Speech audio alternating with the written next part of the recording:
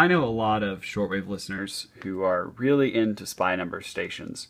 I don't particularly see their appeal.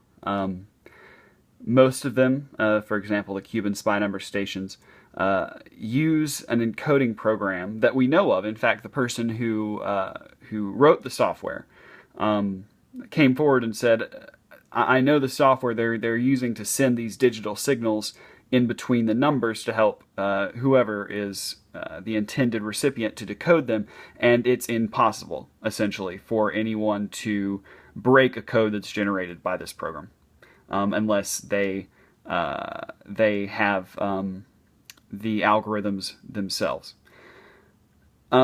So spy number stations to me are just extremely boring. Of course, I'm saying that as somebody who will sit there and listen to meteorological broadcast and time signal stations for hours, but you know, everybody has their interest. But this is a Cuban spy number station at 11.530 megahertz, and I'm using the FunCube Dongle Pro to record the broadcast for a friend of mine who I think is interested in spy numbers. That's the digital portion of the broadcast.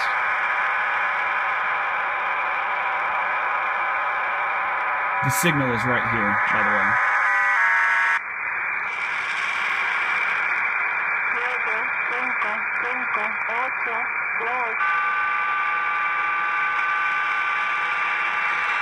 You may be wondering why they're using 25 meters, or somewhere close to 25 meters.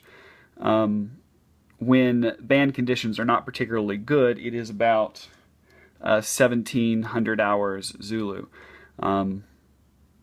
They're using 25 meters at a time when 25 meters doesn't propagate particularly well because it doesn't need to go very far. It doesn't need to propagate very far. Whoever their agents are that are listening to this broadcast are obviously in the United States, and so we can hear broadcast from Cuba on 25 meters pretty much any time of day.